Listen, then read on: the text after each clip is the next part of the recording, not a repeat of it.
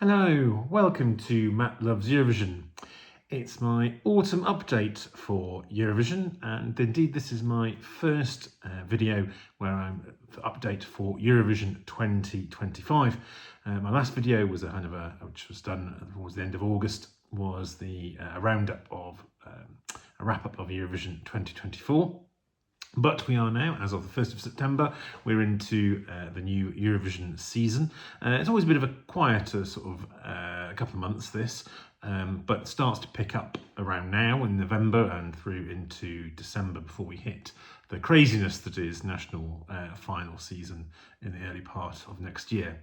Now, of course, as you all know, the 1st of September marks the start of the new Eurovision season because any song that is publicly released from the 1st of September onwards is eligible for the upcoming Eurovision.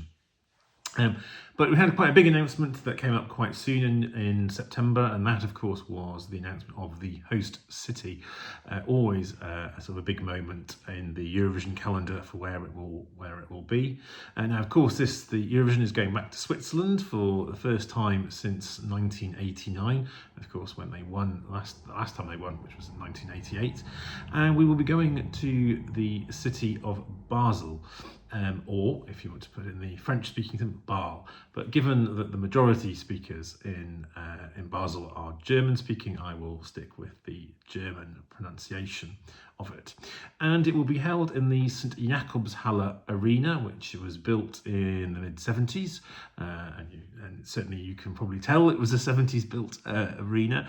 It's also been it also hosts the Swiss indoors tennis tournament. And of course, a 10 times winner of that tournament is the home from Basel, my favourite tennis player, Roger Federer.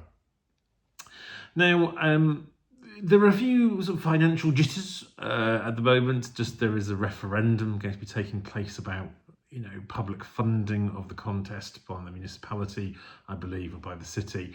I'm sure that the contest is not under any kind of real threat, but it just adds a little extra drama in to the start of proceedings. Obviously, if anything major comes from that, I will try and do an update in time. This part of the year, though, is often a key moment, is finding out exactly who is going to be at this year's or the upcoming Eurovision, with the countries being announced. Normally Eurovision or the EBU have released a video or a snippet of kind of just saying, here are all the participating countries, and I was kind of expecting kind of a big video to come, and then I realised, of course, that probably isn't going to happen, as it also didn't really happen last year. It was done much more kind of low key because of various, I'm sure you know what the reasons are, lots of geopolitical stuff going on, which makes that a little bit sensitive.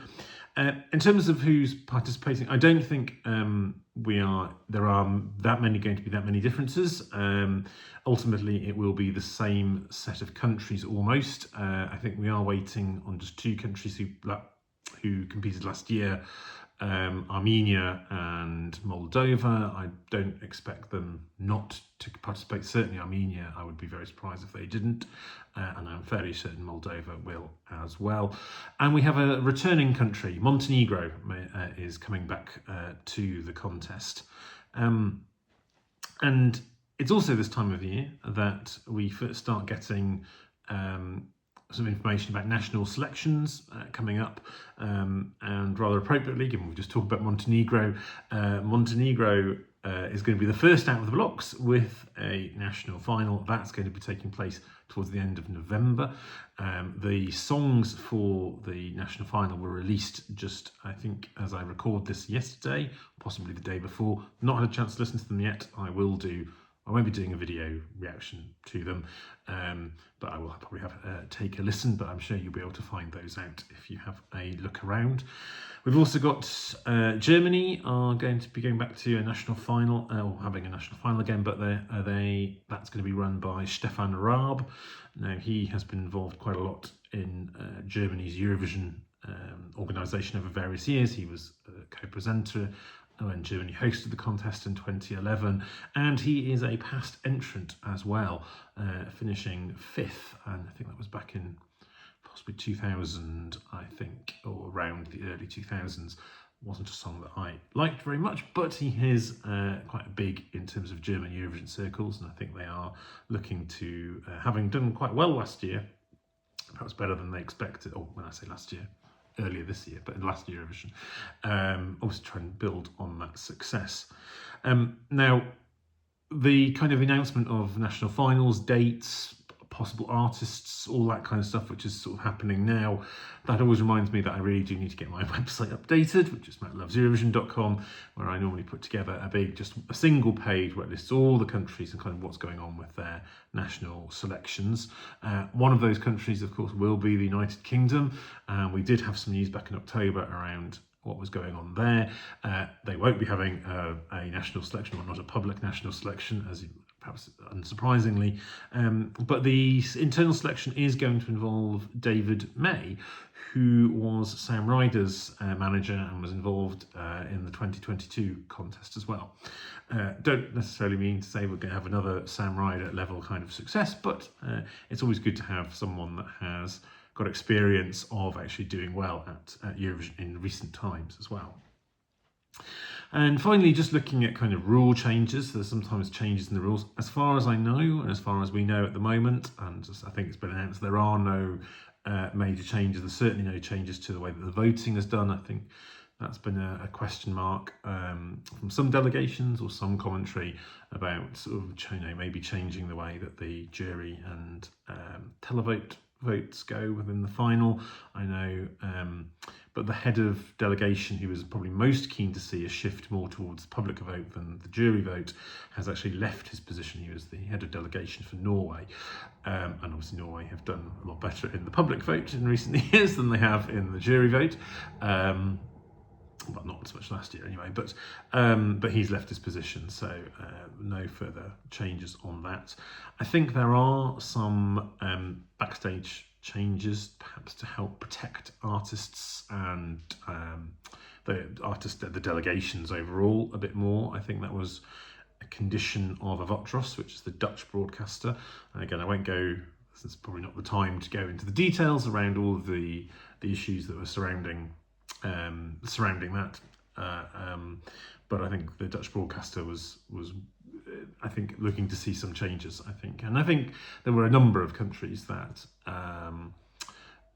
that were concerned with how things went backstage last year, and looking for sort of, and I know a lot of artists.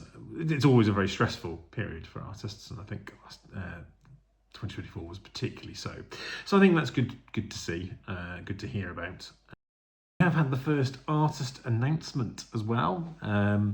That was done by Cyprus this year, and their artist is going to be Theo Evan, who is a Greek Cypriot singer, songwriter, dancer and actor.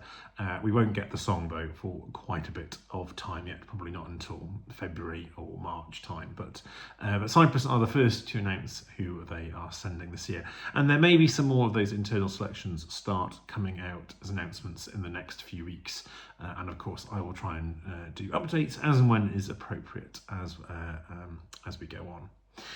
But for now, I hope you enjoyed that very quick up to date. Please do, of course, click on the subscribe link if you haven't done so already. Also ring that notification bell, and obviously like, share and comment below. You can also find me on socials. Going to be slightly different from going forward. I have just for the moment a Eurovision Twitter account, which I've used for a number of years. I am shutting that down imminently and just have moved to Blue Sky, where I'm Matt Loves ESC on Blue Sky. So please do come and follow me on there and say hello there as well. But that's it for now, and we'll take care and we'll see you soon.